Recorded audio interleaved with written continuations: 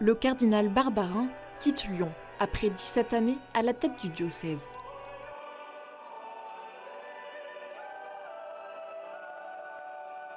Dans la primatiale Saint-Jean, 400 personnes sont venues l'entourer pour la messe d'action de grâce.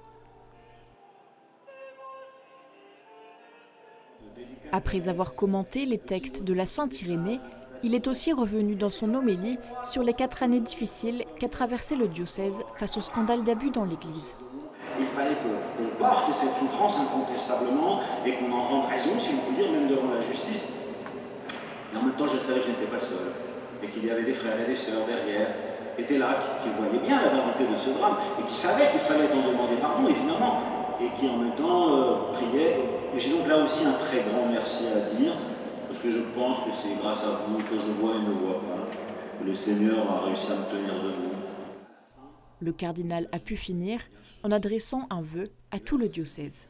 C'est mon dernier mot, un mot de saint Paul que je suis heureux de vous dire. Prions, frères et sœurs, prions que la parole de Dieu poursuive sa course.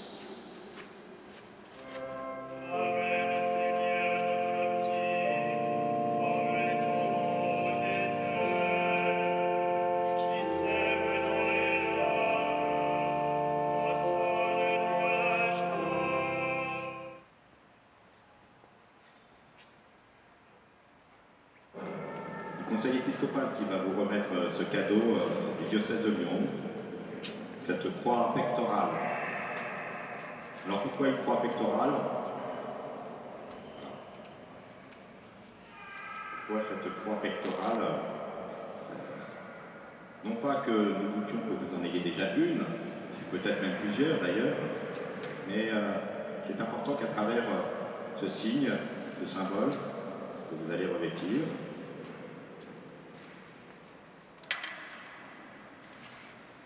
nous puissions exprimer l'intention du diocèse de Lyon. Une croix. Alors, les petites billes, c'est pas tellement permis en ce temps-là, mais une petite exception à la règle.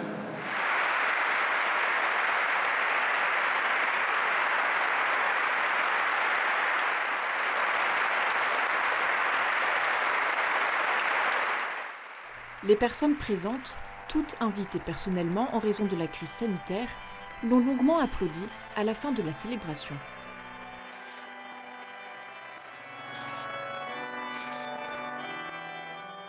C'est par lui que j'ai eu la foi. C'est grâce à ces homélies du vendredi. Et puis je pense qu'il m'a reçu ici à la cathédrale, moi qui sortais de nulle part, je sortais de Paris. Et il m'a accueilli et à ma confirmation, c'est lui qui m'a confirmé. Donc c'est une grande histoire avec lui et c'est vraiment un homme très profond et pour moi, c'est un jour de tristesse pour moi aujourd'hui. Je tenais à assister à cette dernière messe qui est un au revoir poignant. D'ailleurs, je n'ai pas pu m'empêcher en applaudissant de pleurer. J'ai trouvé cette messe excessivement bien et qu'elle représentait bien l'action du Père Barbarin, qui a été un homme de la parole et de la parole de l'Évangile pendant ces 17 ans ici. Et on a beaucoup souffert, le Rouennais a beaucoup souffert, l'Église a beaucoup souffert, mais je pense qu'on ressort plus fort parce que ça a été une chose qui a été éclaircie, une chose qui est définitivement un peu classée, et le Père Barbarin a su dire, a demandé un pardon, ce qui était ce que cherchaient les gens, je crois. Le cardinal, quant à lui, va maintenant accompagner la communauté des Petites Sœurs des Pauvres de Saint-Pern, en Bretagne, comme simple aumônier. Le pape François lui a déjà annoncé qu'il lui confierait aussi quelques missions au Moyen-Orient, de quoi continuer son ministère de serviteur de l'Église.